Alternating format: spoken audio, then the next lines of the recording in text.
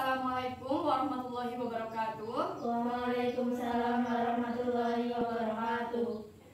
Selamat pagi anak-anak. Pagi Bu. Sehat semuanya? Alhamdulillah sehat. Baik, sebelum kita memulai pembelajaran pada pagi hari ini, lebih baik kita awali dengan berdoa. Silahkan untuk ketua kelas bisa memimpin doa terlebih dahulu. Siap, berdoa mulai. Berdoa selesai. Terima kasih. Kemudian saya akan presentasi terlebih dahulu ya. Pertama ada Emi Nuril, Hadir Bu. kemudian Najwa, Hadirah. Lia Saputri. Hadir Bu. Hadir semua ya. Iya.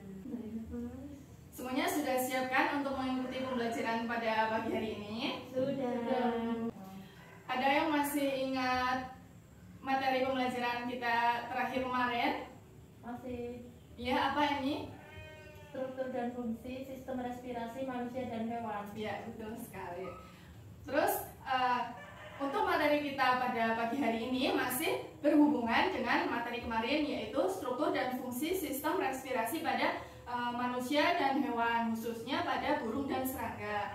Nah, pada kesempatan kali ini, pertama kita akan mengenai mekanisme pernapasan pada manusia. Bisa dibuka PPT-nya? Sudah? Sudah.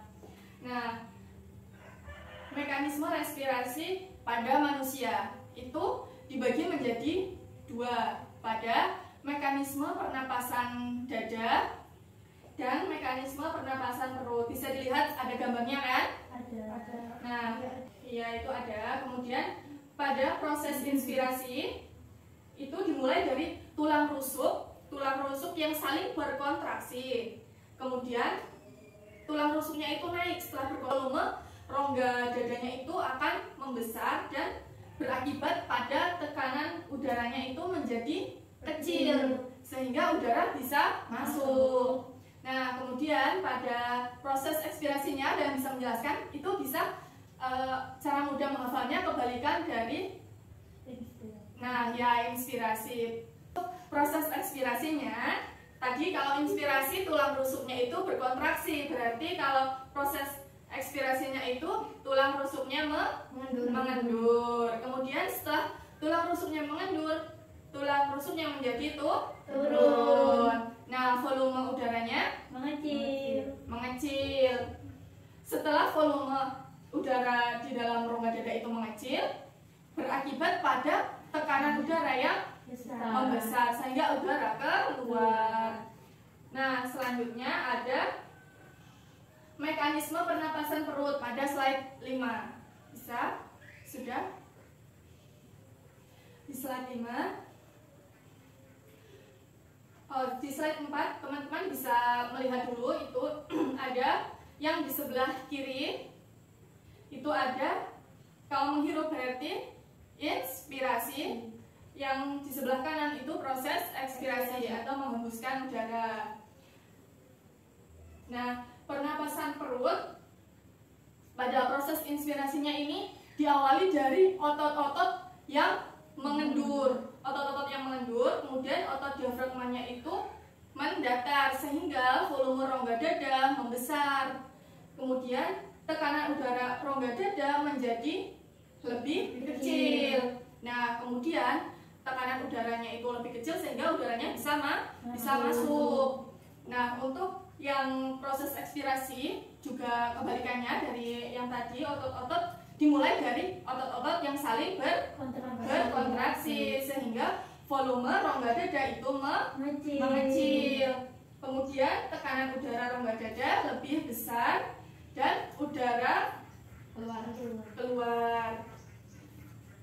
Kemudian kita lanjut pada pernapasan burung pada slide ke-6.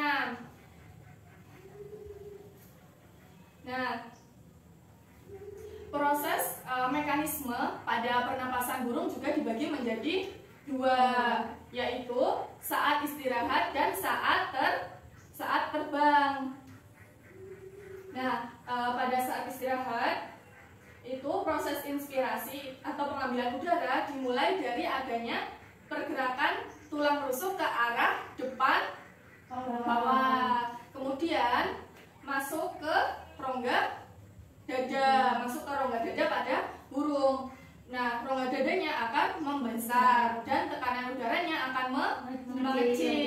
setelah melalui rongga dada masuk ke dalam apa? Ke dalam paru-paru. Nah, juga sama dalam paru-paru itu seperti di dalam rongga dada. Nanti paru-parunya akan mengembang dan tekanan udara di dalam paru-paru akan mengecil sehingga udara bisa masuk. Nah, nanti di dalam paru-paru terdapat bronkus, di mana bronkus pada burung itu sebagai tempat pertukaran oksigen dan karbon dioksida. Selanjutnya pada slide ke-7 bisa dilihat, sudah? Slide ke-7 itu proses ekspirasi pada burung saat istirahat ya. Diawali dari tulang rusuk yang kembali semula. Tadi kan kalau inspirasi itu dimulai dari pergerakan tulang rusuk ke arah depan bawah. Nah, saat kembali itu nanti termasuk dalam proses ekspirasi. Otot-otot di dalam dada itu bekerja dengan mengecilkan rongga dada. Sedangkan nanti rongga dada itu tekanan udaranya akan membesar. Sehingga ruangan di dalam paru-paru itu akan tertekan sehingga menjadi sempit dan mengeluarkan udara. Sudah paham? Sudah. Ya. Kemudian terakhir pada mekanisme pernapasan serangga ini ada dua, yaitu mekanisme pernapasan serangga berukuran besar dan mekanisme pernapasan serangga berukuran kecil. Ya. Nah, untuk mekanisme pernapasan serangga berukuran besar itu diatur oleh gerakan otot perut atau abdomen. Sedangkan pernapasan serangga berukuran kecil itu dapat berjalan tanpa adanya gerakan dari otot perut tersebut. Nah, mengapa dipengaruhi oleh gerakan otot? Karena gerakan otot itu berfungsi untuk mengatur dan menjaga jumlah udara yang masuk ke dalam tubuh serangga. Nah, kemudian untuk memudahkan anak-anak semua dalam memahami materi mekanisme sistem respirasi pada manusia dan hewan, nanti kita bermain atau memperagakan. Misal nanti ada yang menjadi paru-paru, ada yang menjadi rongga dada, ada yang menjadi tulang rusuk, atau menjadi otot-otot diafragma seperti itu ya. Ada teman-teman kalian yang maju di depan, kelompok lain itu yang nilai dan menjawab apa yang diperagakan oleh teman-teman yang maju di depan. Silahkan.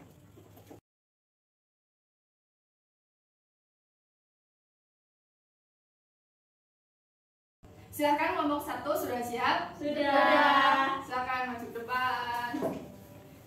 Nah, untuk kelompok lain nanti kalian bisa melihat kelompok pertama ya. Kemudian nanti kalian memberikan penilaian kepada kelompok pertama sesuai dengan lembar diskusi yang telah diberikan.